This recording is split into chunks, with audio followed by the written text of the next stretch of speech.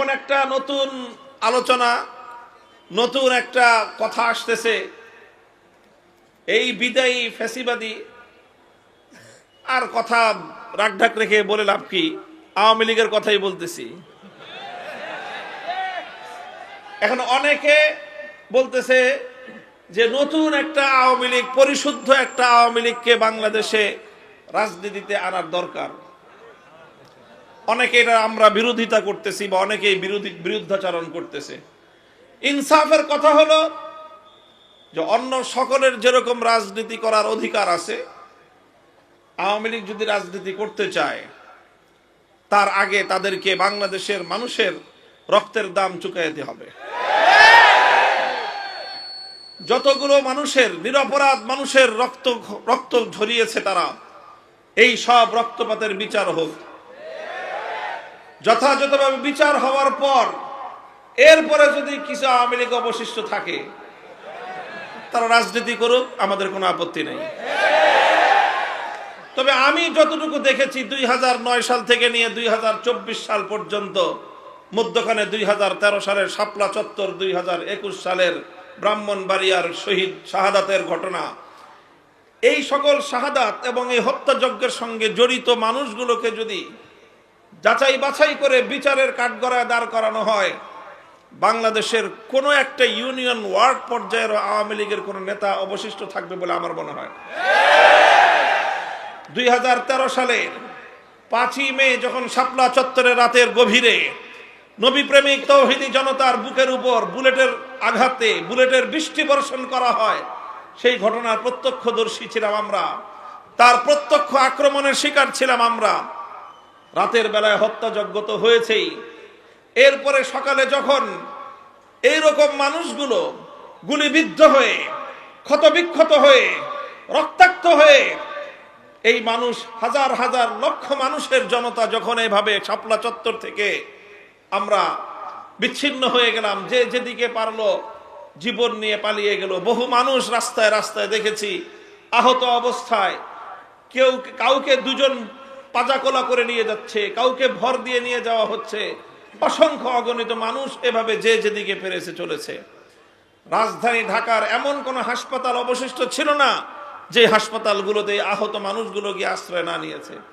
প্রতিটি হাসপাতালে কিছুক্ষণের মধ্যেই দুর্বৃত্ত, সেই সময়কার ক্ষমতাসীন দলের দুর্বৃত্তরা প্রতিটি হাসপাতালে গিয়ে রেড দিয়েছে এবং কোথাও কোনো হাসপাতালে শাপলা চত্বরের আহত সেই নবী প্রেমিক জনতা চিকিৎসা গ্রহণ করবার সুযোগ পর্যন্ত পায় নাই। হাসপাতালগুলোতে গিয়ে সেই আহত অর্ধমৃত মানুষগুলোর উপর নতুন করে টর্চার চালানো হয়েছে। বাংলাদেশের কোথাও কোনো bus stand, rail station, launch station, কোনো একটা স্টেশন এমন অবশিষ্ট ছিল না যেখানে শাপলা চত্বর থেকে নবী প্রেমিক জনতা যখন নেমেছে, স্থানীয় গুন্ডা পান্ডা নিয়ে আওয়ামী নেতারা তৌহিদি জনতার উপর হামলা না চালিয়েছে। এরপরে 2024-এর জুলাই আগস্টে ওপেন সারা দুনিয়ার মানুষের কাছে অজস্র অগণিত প্রমাণ, শুধু বাংলাদেশের মিডিয়া নয়, সামাজিক যোগাযোগ মাধ্যম, আন্তর্জাতিক পর্যায় পর্যন্ত, জাতিসংঘ পর্যন্ত সকলের কাছে তার প্রত্যক্ষ দৃষ্টান্ত বিদ্যমান। অসংখ্য অগণিত বুলেটের আঘাত এবং প্রতিটি তৃণমূল পর্যায়ের ছাত্রলীগ, যুবলীগ, আওয়ামী লীগের নেতারা তারা ওপেন খোলা মাঠে বন্দুক নিয়ে, রিভলভার নিয়ে ছাত্র জনতার বিরুদ্ধে, তৌহিদি জনতার বিরুদ্ধে বুলেটের আঘাত ছুড়ে মেরেছে। এইভাবে যদি বিচার করা হয়, এই সকল ডকুমেন্টসগুলোর উপর ভিত্তি করে যদি জুলাই হত্যাকাণ্ড, 2021-এর হত্যাকাণ্ড, 13 সালের হত্যাকাণ্ডের যদি বিচার করা হয়, তাহলে একজনে বলেছে 300 আসনে নির্বাচন করার প্রার্থী পাওয়া কঠিন হবে আওয়ামী লীগের। এরপরে যদি পাওয়া যায় করুক নির্বাচন। যদি এই সব বিচার হওয়ার পরে যদি আওয়ামী লীগ রাজনীতি করতে চায় করুক। আমি দেখেন এই সমস্ত কথাগুলি বলা আমার উদ্দেশ্য না, এর পরের যে কথাটা এখন বলতেছি সেটা বলা হলো আমার উদ্দেশ্য। আওয়ামী লীগ যদি রাজনীতি করতে চায় করবেন, তাহলে একটা কথা আমাদের পক্ষ থেকে আলেম সমাজের পক্ষ থেকে আমি দ্ব্যর্থহীন ভাষায় তাদেরকে বহুবার বলেছি, আজও আপনাদের মাধ্যমে তাদের কর্ণকুহরে আওয়াজ পৌঁছে দিতে চাই। তোমাদেরকে একটা বিষয় সংশোধন করে আগামীর বাংলাদেশের রাজনীতির মাঠে নামতে হবে। সেই বিষয়টা হলো যে আওয়ামী লীগের লোকজনের একটা স্বভাব, তারা মুসলমানরা নামাজ পড়ে, নামাজ নিয়ে আমাদের সঙ্গে তাদের খুব একটা বিতর্ক নাই, রোজা রাখে বিতর্ক নাই, ঈদের নামাজ নিয়ে বিতর্ক নাই, জানাজার নামাজ নিয়ে বিতর্ক নাই, অন্যান্য ধর্মীয় কর্মকাণ্ড নিয়ে বিতর্ক নাই। যখনই আমরা রাষ্ট্রে ইসলামী রাষ্ট্র প্রতিষ্ঠার দাবি তুলি, যখনই আমরা ইসলামী রাজনীতির কথা বলতে চাই, যখনই আমরা ইসলামী রাষ্ট্র প্রতিষ্ঠার কথা বলতে চাই, তখন তারা আমাদের কণ্ঠ চেপে ধরার চেষ্টা করে। ইসলামী রাজনীতিকে তারা বন্ধ করার, ইসলামী রাজনৈতিক যে কোনো তৎপরতার তারা টুটি চেপে ধরবার চেষ্টা করে। এটা হলো আওয়ামী লীগের সবচেয়ে বড় বিরোধ ইসলামপন্থীদের সঙ্গে। তারা ইসলামের রাজনৈতিক উত্থানকে সহ্য করতে পারে না, ইসলামী রাষ্ট্র প্রতিষ্ঠার চেষ্টাকে তারা সহ্য করতে পারে না। বরং তারা সবচেয়ে জঘন্য যে কাজটা করে সেটা হলো ইসলামী রাজনীতি যারা করে, ইসলামী রাষ্ট্র প্রতিষ্ঠার রাজনীতি যারা করে, তাদের এই রাজনৈতিক তৎপরতাকে ধর্ম ব্যবসা বলে আখ্যায়িত করে।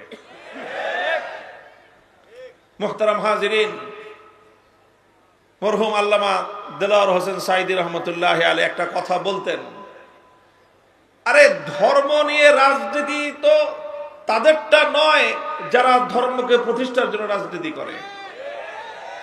আলহামদুলিল্লাহ, আমরা তো আল্লাহর জমিনে আমাদের ওপেন বক্তব্য, পরিষ্কার ঘোষণা, জীবনের লক্ষ্য আমাদের আল্লাহর জমিনে আল্লাহর দ্বীনকে জিন্দা করব, আল্লাহর জমিনে আল্লাহর দ্বীনকে বিজয়ী করব, আল্লাহর জমিনে কোরআনী শাসন কায়েম করব, আল্লাহর জমিনে খেলাফত কায়েম করব।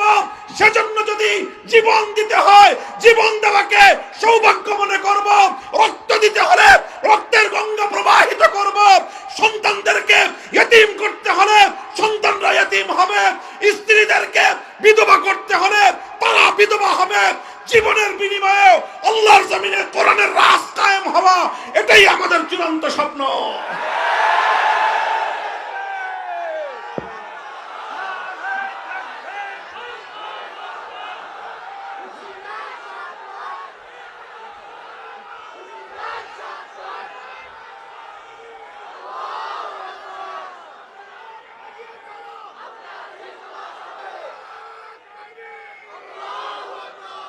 এটা তো আমাদের পরিষ্কার কথা।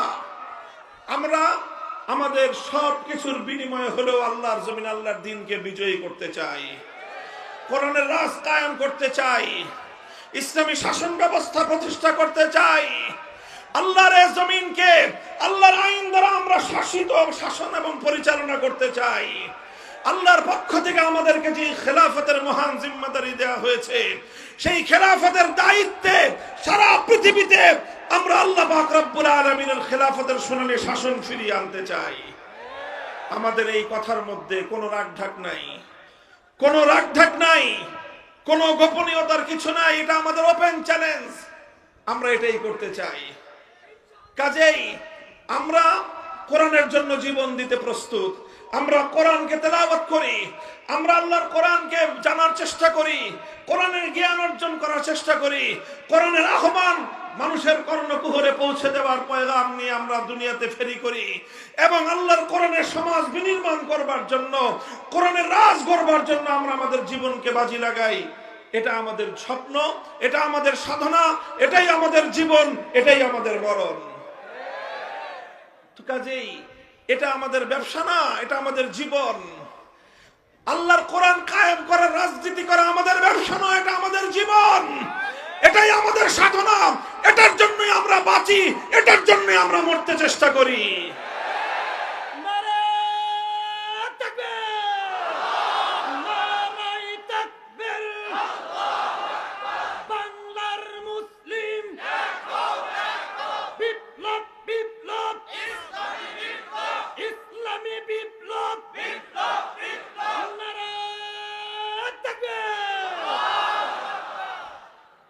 তো তবে ইসলাম নিয়ে ব্যবসা করে এক শ্রেণীর মানুষ আছে, ধর্ম নিয়ে ব্যবসা করে এক শ্রেণীর মানুষ আছে। এরা কারা? ধর্ম নিয়ে ব্যবসা করে তারা, নির্বাচন আসলে যারা মাথায় পট্টি বাঁধে, নির্বাচন আসলে যারা হাতে তসবিহ নেয়, নির্বাচন আসলে যারা মাথায় টুপি পরে মসজিদের মধ্যে গিয়ে মুসল্লিদের সঙ্গে কোরআনের পক্ষে থাকবার জন্য প্রত্যয় ব্যক্ত করে, আবার নির্বাচনের মাধ্যমে মানুষের ভোটটাকে ধোঁকা দিয়ে আদায় করবার পর নির্বাচিত হয়ে যাওয়ার পর আল্লাহর কোরআনের বিরুদ্ধে যারা আইন তৈরি করে। ধর্ম নিয়ে ব্যবসা তারা করে যারা কোরআনের কথা বলে ক্ষমতায় আসবার পর আল্লাহর কোরআনকে উৎখাত করার জন্য তারা আইন তৈরি করে, রাজনীতি করে। আমরা ধর্ম নিয়ে ব্যবসা করি না, আমরা ধর্মের রাজনীতি করি। আমরা ইসলাম নিয়ে ব্যবসা করি না, আমরা ইসলামের রাজনীতি করি। এই কথাটা আমি অত্যন্ত আন্তরিকতার সাথে আওয়ামী লীগের অবশিষ্ট নেতাকর্মীদেরকে বলবো, আগামী দিনে যদি বাংলাদেশে রাজনীতি করতে হয় আপনাদের এই মনোভাব এবং এই দৃষ্টিভঙ্গি পরিবর্তন করবেন যে ইসলামী রাজনীতিকে ধর্ম ব্যবসা বলা হয় না। ধর্ম ব্যবসা বলা হয় যারা ধর্ম করে না, যারা ইসলামকে মানে না, অথচ ইসলামকে তারা মানুষের সামনে নিজের অচল মালকে পরিচালিত করবার জন্য, নিজের অবৈধ উদ্দেশ্য চরিতার্থ করার জন্য ইসলামের নামকে যারা স্বার্থ হিসেবে ব্যবহার করে, তারা ধর্ম নিয়ে ধর্মের ব্যবসা করে। এই কথাটা বললাম এজন্য যে এই যে জায়গাতে আমাদের সঙ্গে যে তাদের বিরোধ, এই বিরোধ যতদিন পর্যন্ত তারা তাদের এই জায়গাটাকে, তাদের এই দৃষ্টিভঙ্গিকে সংশোধন না করবে, আমাদের সঙ্গে আপোষ হওয়ার কোনো সুযোগ নাই। এই প্রসঙ্গে সর্বশেষ কথা হলো আমার এই আওয়ামী লীগের সঙ্গে রাজনীতি করতে করতে এই সমস্যা আস্তে আস্তে ধীরে ধীরে বিএনপির রাজনীতি যারা করেন তাদের মধ্যে সংক্রমিত হইতেছে। আমি পরিষ্কার পয়গাম দিয়ে দিতে চাই, পরিষ্কার এক বার্তা আমাদের পক্ষ থেকে দিয়ে দিতে চাই, যদি আমাদের রাজনৈতিক দর্শন নিয়ে, আমাদের কোনো পদক্ষেপ নিয়ে, আমাদের কোনো ভূমিকা নিয়ে আপনাদের কোনো আপত্তি থাকে সমালোচনা করবেন, কিন্তু ইসলামী রাজনীতিকে ধর্ম ব্যবসা বলে কটাক্ষজনক আপনাদের কেউ না করে। যদি আপনাদের কোনো নেতা, আপনাদের কোনো দায়িত্বশীল ইসলামী রাজনীতিকে যদি ধর্ম ব্যবসা বলে কটাক্ষ করার চেষ্টা করে, আপনাদের সঙ্গে আওয়ামী লীগের মতো আচরণ করতে আমরা দুইবার ভাববো না।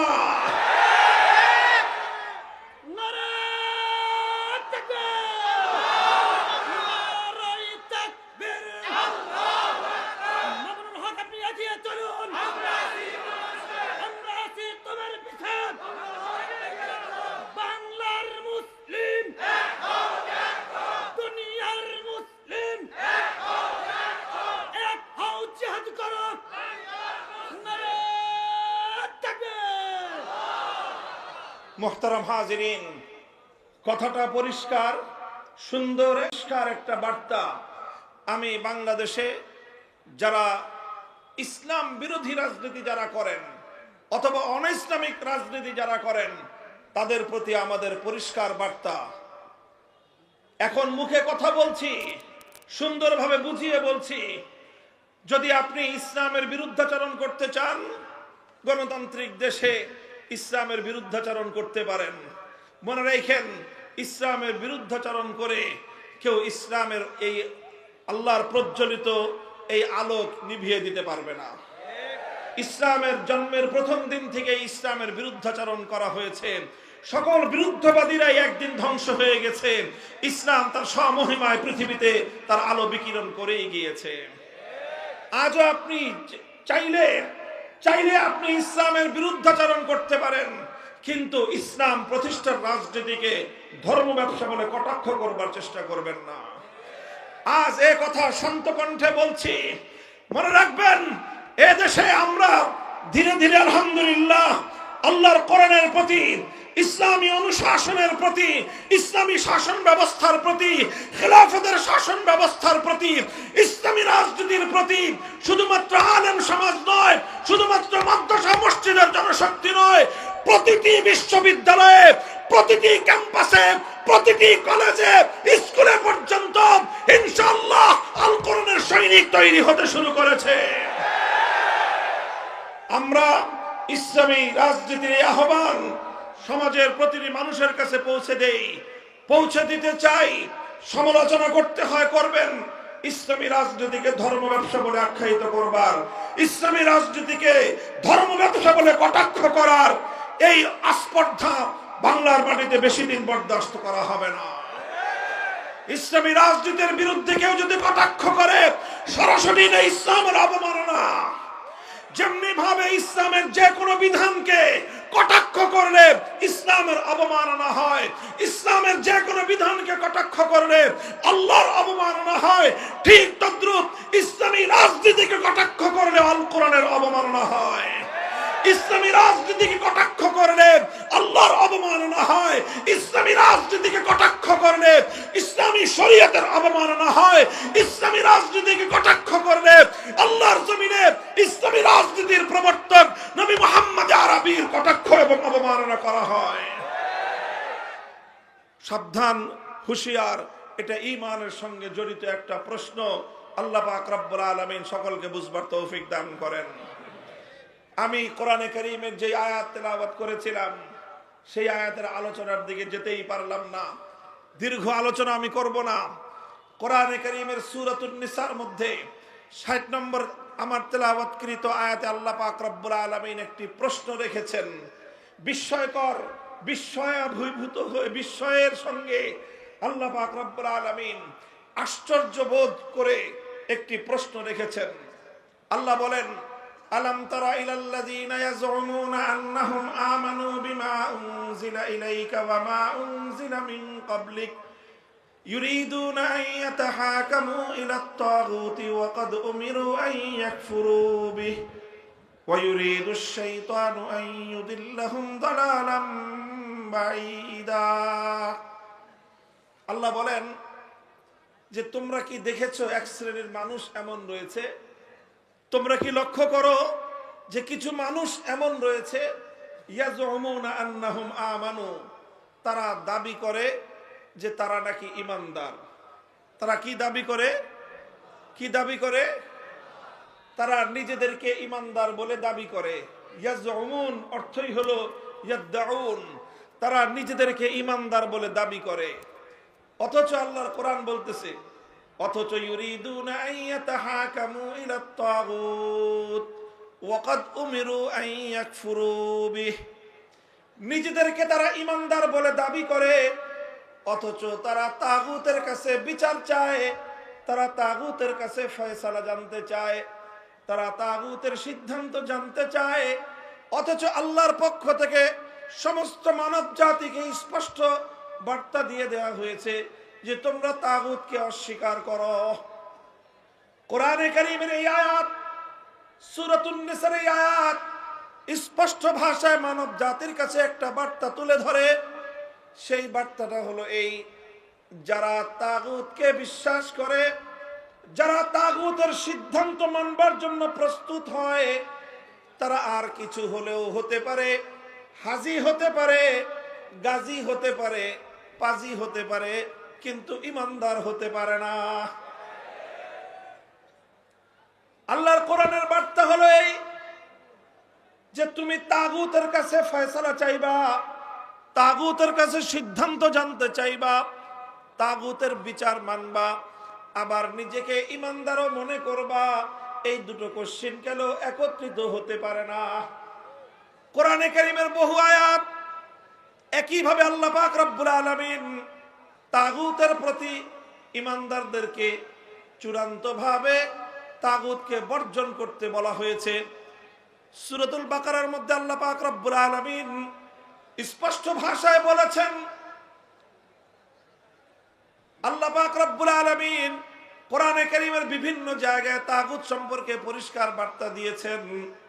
আল্লাহ বলেছেন, আল্লাযীনা আমানু ইউকাতিলুনা ফী সাবিলিল্লাহ ওয়াল্লাযীনা কাফারু ইউকাতিলুনা ফী সাবিলিত তাগুত। আল্লাহ বলেন, যারা ঈমানদার তারাও লড়াই করে, যারা বেঈমান তারাও লড়াই করে। ইমানদাররা লড়াই করে আল্লাহর পথে, বেঈমানরা লড়াই করে তাগুতের পথে। সুতরাং আল্লাহর পথ হলো ভিন্ন, তাগুতের পথ হলো ভিন্ন।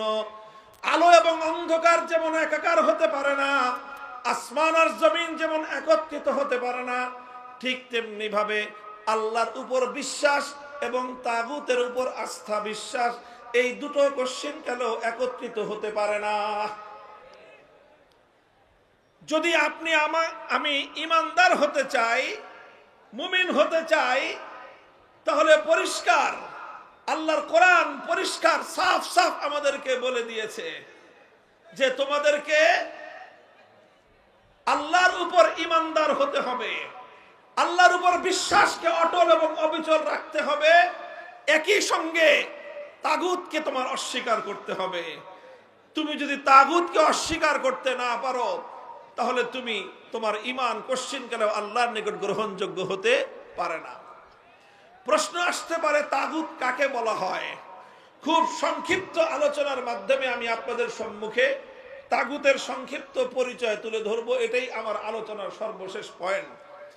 মুহতারাম হাজিরিন, যুগে যুগে কোরআনে কারীমের যত মুফাসসিরিনগণ তাফসীর লিখেছেন, কোরআনে কারীমের তাফসীর করেছেন, তারা সকলেই তাগুতের পরিচয় তুলে ধরেছেন।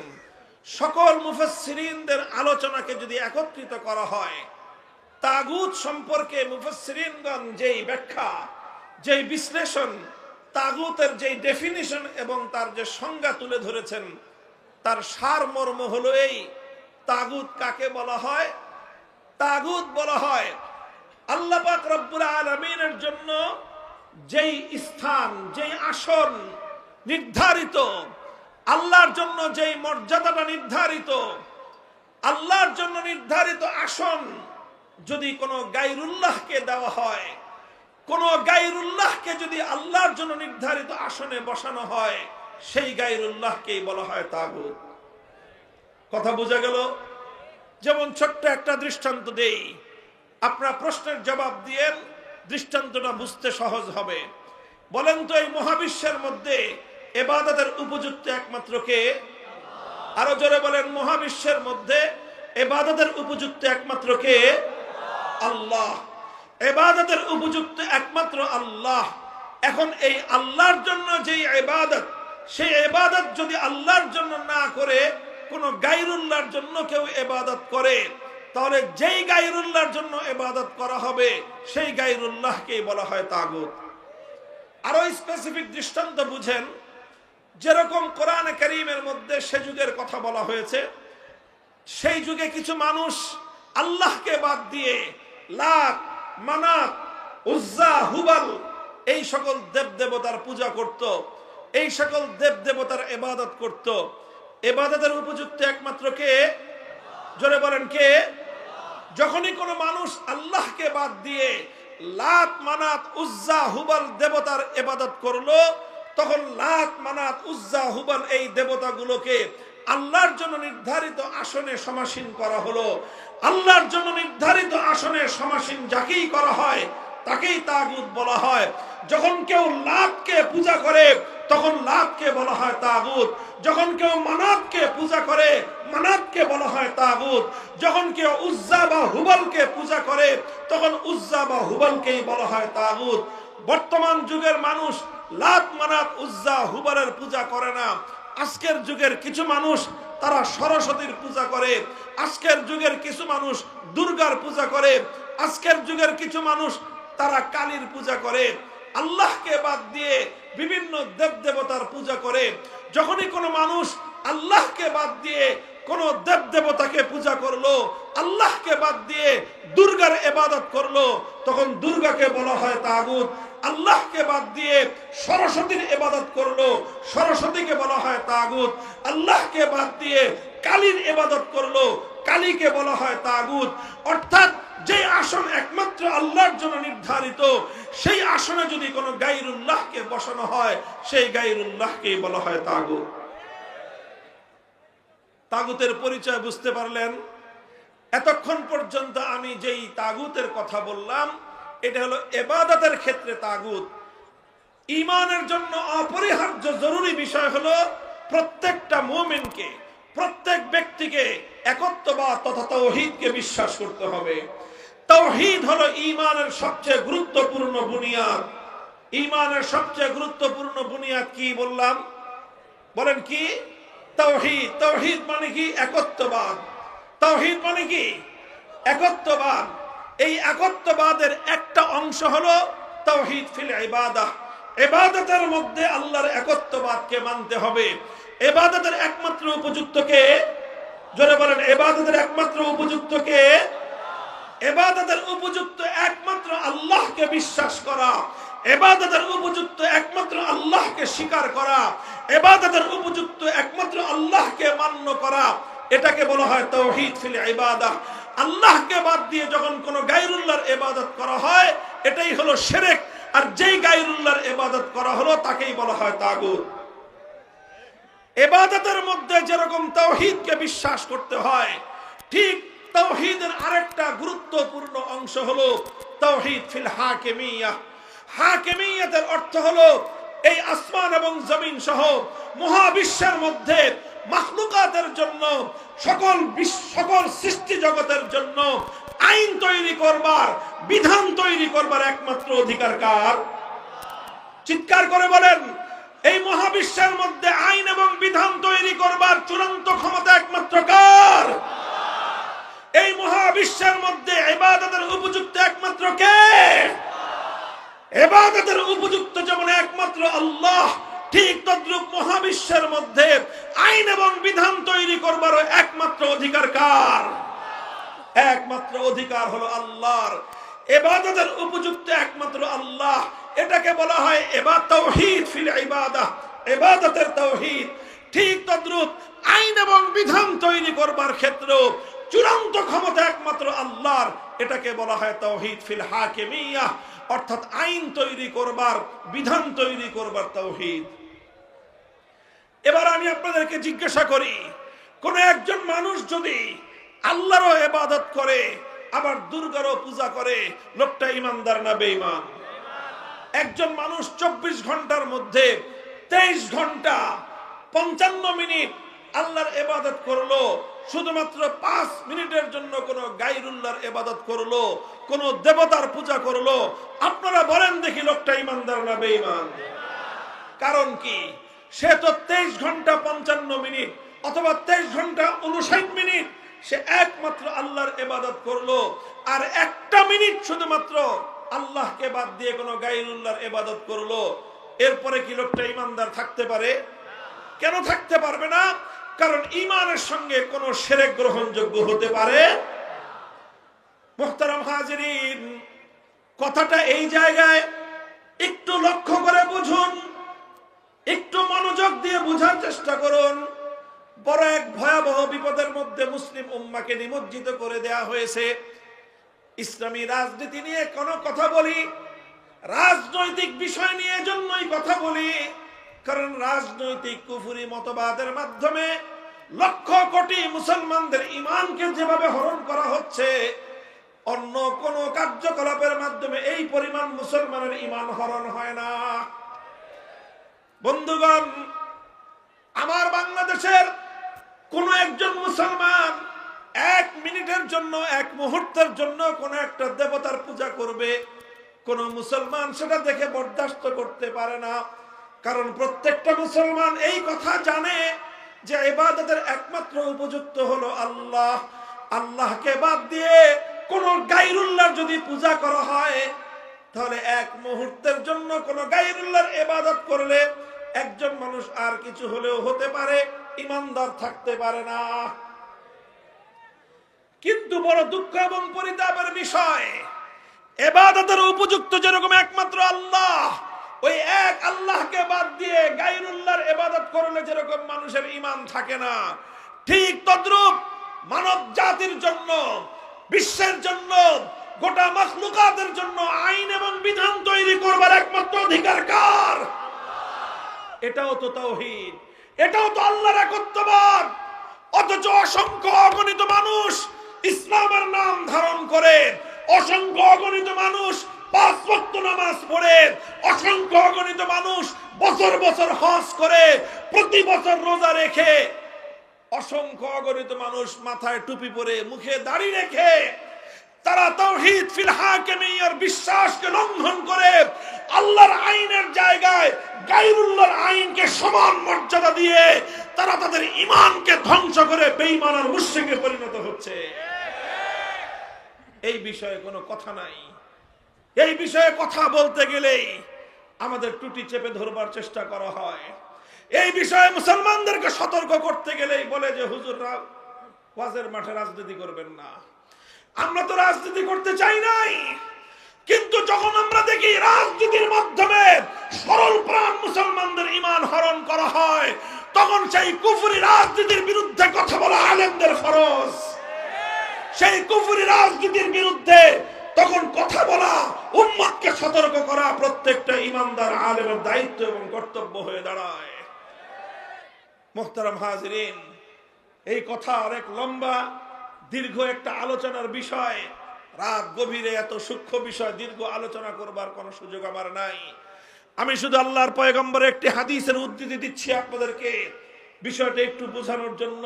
লক্ষ্য করে বুঝেন, এরপরে আলোচনা সমাপ্ত হবে। হযরতে আদী ইবনে হাতেম রাদিয়াল্লাহু তাআলা আনহু আল্লাহর নবীর একজন জলিলুল কদর সাহাবী, অতি উচ্চ মর্যাদা সম্পন্ন একজন সাহাবী। নাম হলো তার আদী, তার বাবার নাম হাতেম তাই। আমরা হাতেম তাইয়ের নাম শুনেছি, বিশ্ববিখ্যাত, পৃথিবীর মধ্যে একজন দানবীর। আজও পর্যন্ত পৃথিবীতে দান এবং মানুষকে উপকার করার ক্ষেত্রে এক কিংবদন্তি নাম হলো হাতেম তাই। এই হাতেম তাইর ছেলে ছিলেন আদী ইবনে হাতেম। আদী ইবনে হাতেম তিনি তার গোত্রের একজন সর্দার ছিলেন, প্রধান ছিলেন। তারা খ্রিস্টান জাতি ছিলেন। সেই আদী ইবনে হাতেম আল্লাহর নবীর কাছে আসলেন নবীজির সঙ্গে দেখা করতে। নবীজির কাছে এসে দেখেন যে আল্লাহর নবী কোরআনে কারীমের সূরাতুল বারাতের আয়াত তেলাওয়াত করতেছেন। ইত্তাখাযু আহবারাহুম ওয়া রুহবানাহুম আরবাবাম মিন দুনিল্লাহ, ইত্তাখাযু আহবারাহুম ওয়া রুহবানাহুম আরবাবাম মিন দুনিল্লাহ। আল্লাহ পাক রব্বুল আলামিন কোরআনে কারীমের মধ্যে খ্রিস্টানদের সম্পর্কে একটা অভিযোগ করেছেন। অভিযোগটা হলো, খ্রিস্টানরা তাদের মধ্যকার দুই শ্রেণীর মানুষ। এক হলো আহবার, অর্থাৎ তাদের মধ্যে যারা জ্ঞানী সম্প্রদায়, আরেক হলো তাদের রুহবান, তাদের মধ্যে যারা পাদ্রী সম্প্রদায়। তাদের জ্ঞানী এবং তাদের পাদ্রী, এই দুই শ্রেণীর মানুষকে তারা রব বলে গ্রহণ করে নিয়েছে, আল্লাহকে বাদ দিয়ে। এটা হলো খ্রিস্টানদের ধর্ম বিশ্বাস।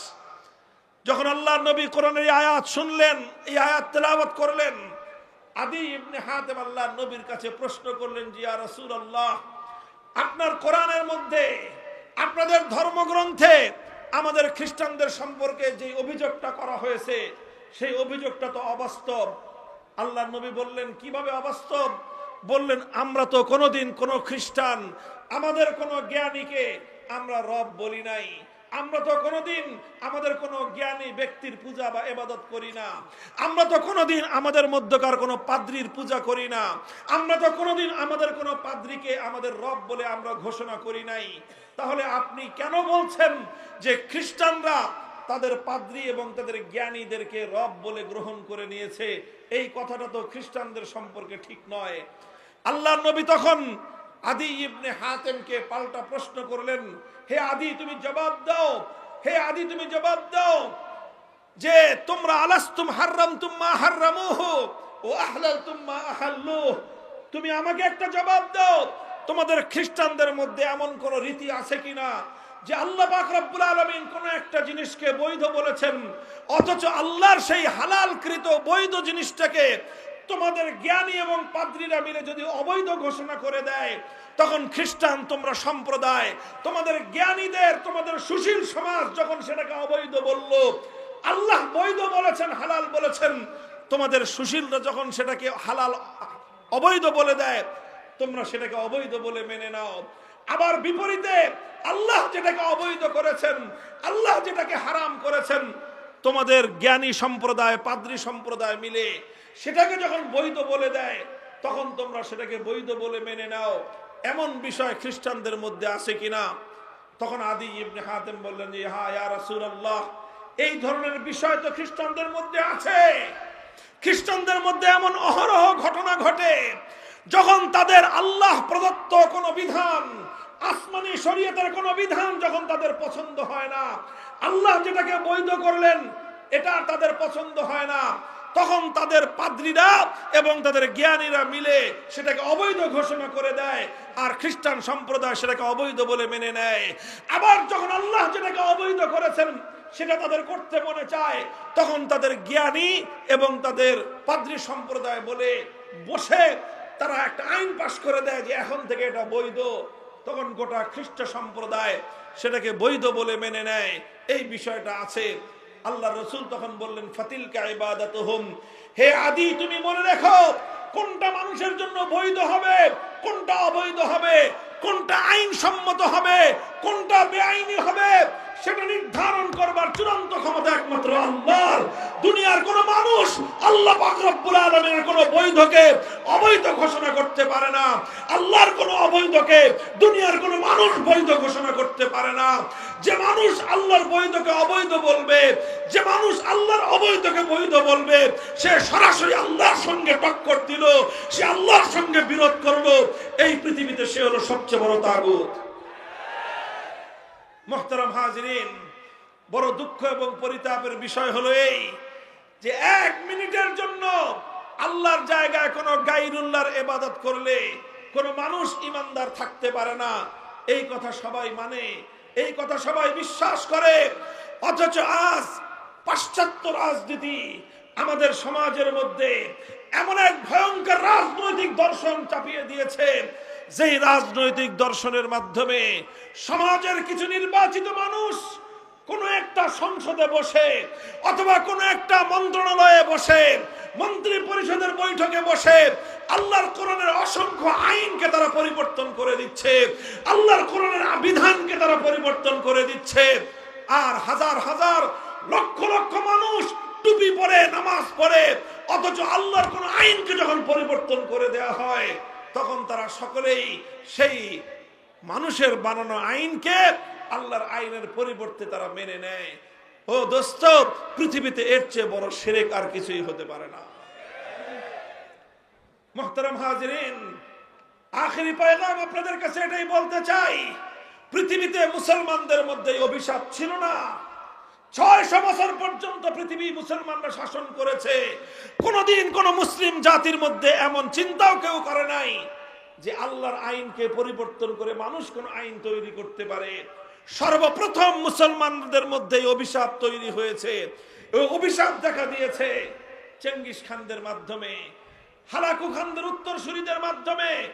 তাতারিরা চেঙ্গিস খানের উত্তরসূরি, সেই বর্বর তাতারি মঙ্গোলীয়রা যখন মুসলমানদের বাগদাদকে ধ্বংস করে, মুসলমানদের এলাকাগুলোকে দখল করে নেয়, সেই এলাকায় সর্বপ্রথম তারা আল্লাহর আইন উৎখাত করে আল্লাহর আইনের পরিবর্তে চেঙ্গিস খানের বানানো আইন দিয়ে তারা সমাজকে শাসন করতে আরম্ভ করে।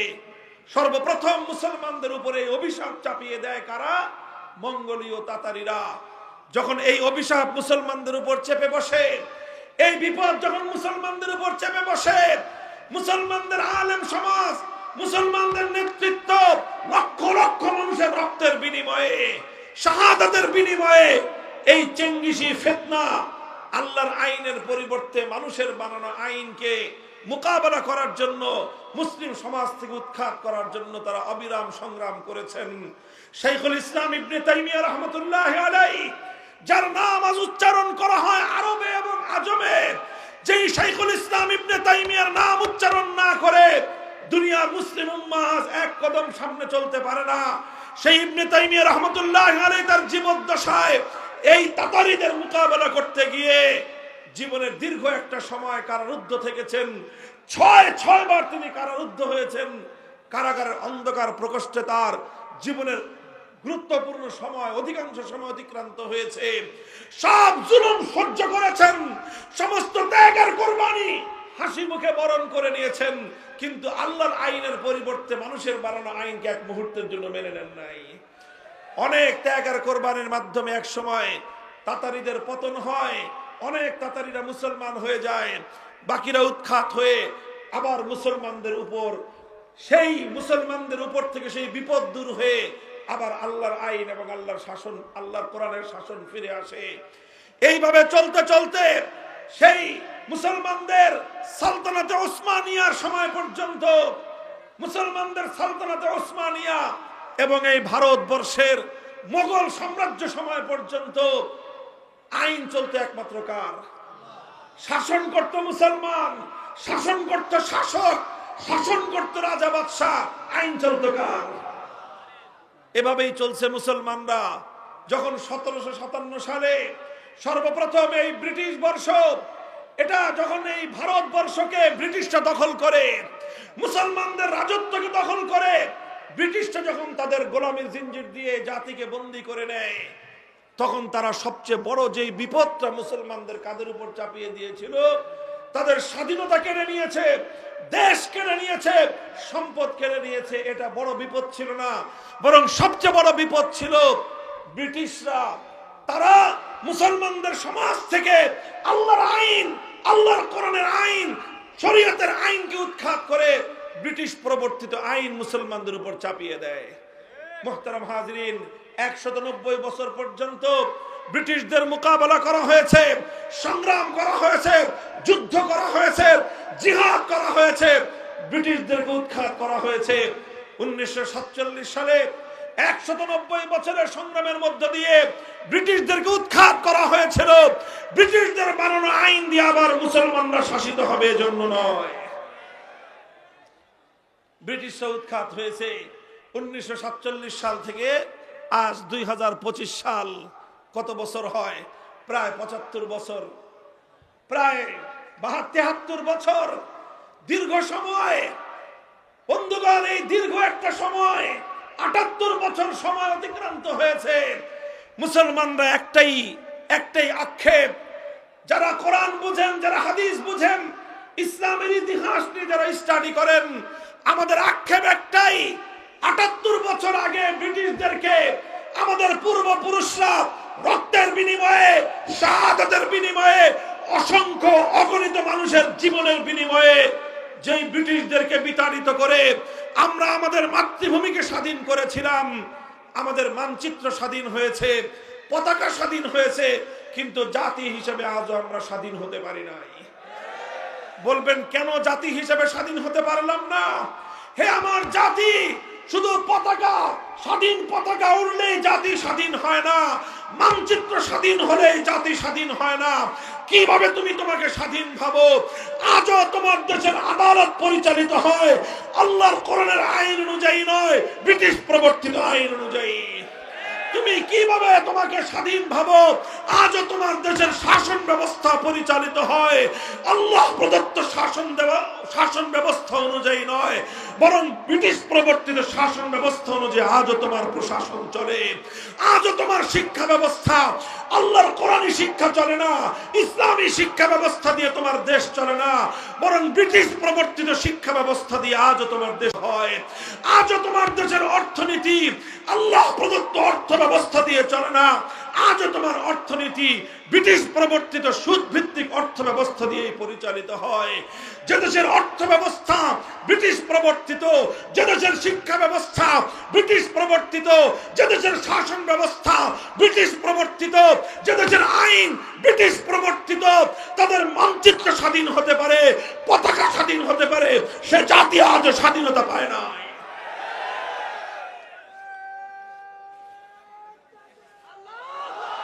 ভাই আমার আখেরি পয়গাম, জুলাই এবং আগস্ট বিপ্লবকে দ্বিতীয় স্বাধীনতা বললে কিছু মানুষ সহ্য করতে পারে না, অথচ জুলাই এবং আগস্টের বিপ্লবের মাধ্যমে প্রকৃত অর্থেই বাংলার মানুষ নতুন করে স্বাধীনতা পেয়েছে।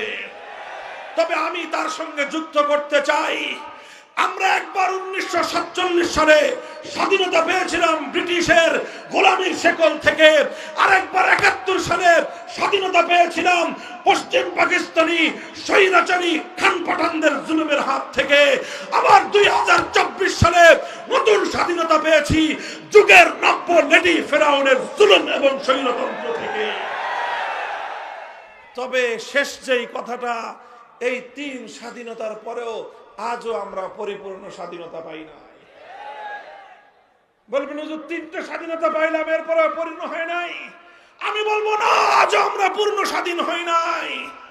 হে মুসলমান, আমরা স্বাধীন, পূর্ণ স্বাধীন হব যেদিন আমার এই স্বাধীন মুসলমানের মাটি থেকে মানব রচিত সমস্ত আইন, সমস্ত শাসন তন্ত্র মন্ত্রকে বঙ্গোপসাগরে ভাসিয়ে দিতে পারবো। আলহামদুলিল্লাহ, জুলাই এবং আগস্ট বিপ্লবের মধ্য দিয়ে আমরা এখন নতুন করে সেই স্বপ্ন দেখতে শুরু করেছি। আলহামদুলিল্লাহ বলেন, কথা ঠিক না বেঠিক? বলবেন হুজুর জুলাই আগস্টে কি ইসলামী বিপ্লব হয়েছে? আমি বলবো যে না, জুলাই আগস্টে ইসলামী বিপ্লব হয় নাই, তবে ইসলামী বিপ্লবের পূর্বাভাস দেখা দিয়েছে। যেমন প্রতিদিন সকালবেলা যখন সূর্য উদিত হয়, সূর্য উদয়ের ঘন্টা দেড়েক আগে পূর্ব দিগন্তে সুবহে সাদেকের অভ্যুদয় ঘটে। কথা বলেন ঠিক না বেঠিক? আমরা যখন ফজরের নামাজের ওয়াক্ত হয়, ফজরের নামাজ পড়ি, তখন কিন্তু সূর্য উঠে না। সূর্য উঠে তখন সুবহে সাদেক হয়। সুবহে সাদেক হলে দুনিয়ার মানুষ বুঝে আর কিছুক্ষণ পরে সূর্যের উদয় হবে। সমস্ত পাখিরা গান গেয়ে উঠে, সমস্ত পশু পাখি তারা কিচির মিচির করে উঠে, তারা দুনিয়ার মানুষকে আগমনী বার্তা শোনাতে আরম্ভ করে, হে মানুষ আর ঘুমিয়ে থেকো না, কিছুক্ষণ পরেই পূর্ব দিগন্তে সূর্যের উদয় হবে, আলোয় আলোয় পৃথিবীটা উদ্ভাসিত হবে, রাতের অমানিসা অন্ধকার দূর হয়ে যাবে। তুমি ঘুমিয়ে থেকো না, জেগে উঠো, নতুন আলোকে তুমি স্বাগত জানাও। এর নামই হলো সুবহে জাদিদ, এর নামই হলো সুবহে সাদেক। আমি বলতে চাই, জুলাই এবং আগস্টের বিপ্লবে এদেশের তাওহীদি জনতা, কোরআন প্রেমী জনতা যেভাবে বুক টান করে জালিমের বিরুদ্ধে লড়াই করেছে, যেভাবে স্বৈরতন্ত্র এবং ফ্যাসিবাদের বিরুদ্ধে মোকাবেলা করেছে, এদেশে এতে সত্যপন্থী মানুষের বুকের মধ্যে সাহস জন্মেছে এবং এই সাহসকে পুঁজি করেই আগামীর বিপ্লব হবে ইসলামের বিপ্লব। আর এই বিপ্লবটা ছিল ইসলামী বিপ্লবের পূর্বাভাস। কিভাবে পূর্বাভাস বলি? ছোট্ট একটা সিম্পটম বলি। আপনারা লক্ষ্য করেছেন 5ই আগস্ট দুপুর 1টা থেকে 2টোর মধ্যে যখন গোটা বাংলাদেশের মানুষ জানতে পারলো লেডি ফেরাউন পালিয়েছে, গোটা বাংলাদেশে 1 ঘন্টার মধ্যে একটা ঐতিহাসিক ঘটনা ঘটেছে। সেই ঘটনাটা কি? টেকনাফ থেকে তেতুলিয়ায় ভাস্কর্য নামে মুসলমানদের জনপদে যত মূর্তি বানানো হয়েছিল, 1 ঘন্টার ব্যবধানে একটা মূর্তিও আস্ত থাকে নাই। সেটা যত দুর্ভেদ্য জায়গাতেই হোক না কেন, হাইকোর্ট, সুপ্রিম কোর্ট থেকে শুরু করে সেনানিবাস পর্যন্ত, রাজপথ থেকে শুরু করে অন্য একটা পাড়া এবং মহল্লার রাস্তার মোড় পর্যন্ত ভাস্কর্য নামক মুসলিম জনপদের শিরকের আখড়া সমস্ত মূর্তি ভেঙে গুড়িয়ে দেওয়া হয়েছে।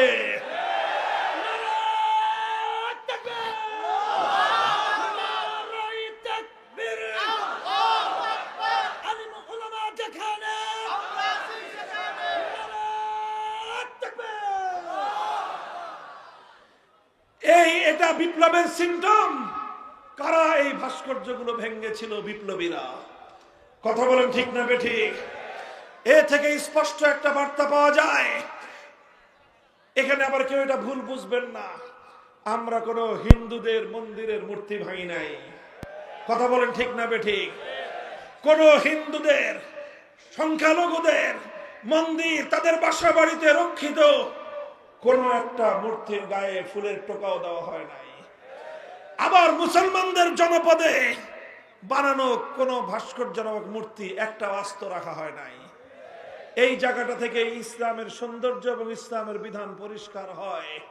মুসলমানরা নিজেদের জনপদে কোন মূর্তিকে বরদাস্ত করে না, কিন্তু অন্য ধর্মাবলম্বীদের ধর্মীয় কোন সংস্কৃতির উপর একটা ফুলের টোকাও দেয় না। এটাই হলো ইসলামের সাম্প্রদায়িক সম্প্রীতির নজির। কথা বলেন ঠিক কিনা? আজ আবার স্পষ্ট পয়গাম, আমরা একথাই বলতে চাই, আমরা বাংলার মাটি থেকে, শাহজালালের পুণ্যভূমি থেকে, শাহ মখদুমের বাংলার মাটি থেকে শিরকের সমস্ত আখড়া যেভাবে আমরা উৎখাত করেছি, ইনশাআল্লাহ আগামীর একটা বিপ্লব হবে। সেই বিপ্লব হবে আল্লাহর জমিনে মানব রচিত সমস্ত আইনকে উৎখাত করে আল্লাহর কোরআনের আইন এদেশে বিজয়ী করা হবে, বিজয়ী করা হবে, বিজয়ী করা হবে ইনশাআল্লাহ।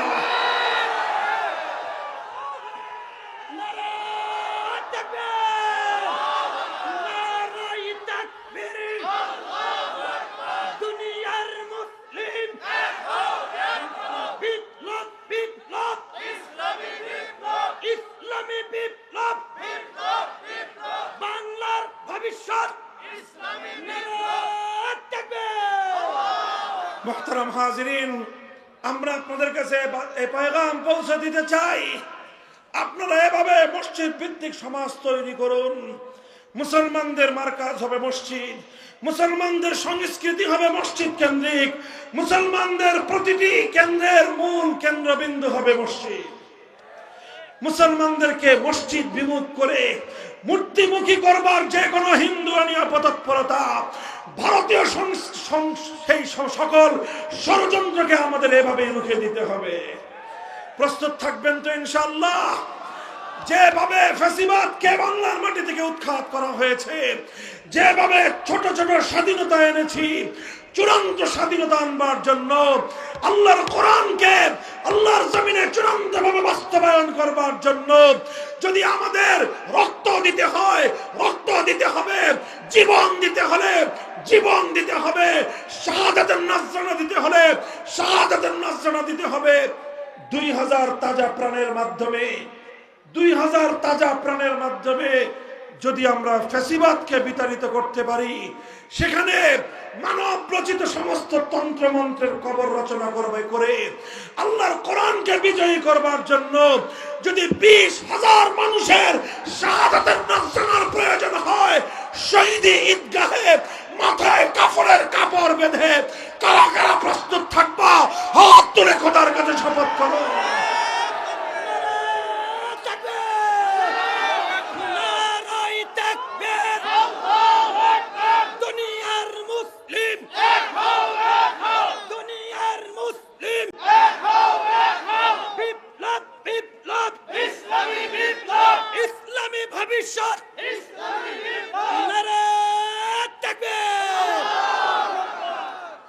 এগুলা শুধু মুখের কথার কথা না, শপথ, অঙ্গীকার? কার সাথে? কার সাথে? আল্লাহ পাক রব্বুল আলামিন আমাদের শপথ বাস্তবায়ন করার, এই অঙ্গীকার রক্ষা করার তৌফিক দান করুন। আমাদের এই প্রাণপ্রিয় মাতৃভূমি, এটা আল্লাহর কোরআনের বাগান হোক, এই মাতৃভূমিতে আল্লাহর কোরআনের রাজ কায়েম হোক, আল্লাহর কোরআনের শাসন দ্বারা আমরা সকলেই শাসিত হই। সেই সোনালী দিনের স্বপ্ন রেখে, আহ্বান রেখে আমি আমার কথা শেষ করলাম। আল্লাহ পাক রব্বুল আলামিন আজকের এই মাহফিলকে কবুল করুন। ওয়া আখিরু দাওয়ানা আলহামদুলিল্লাহি রাব্বিল আলামিন।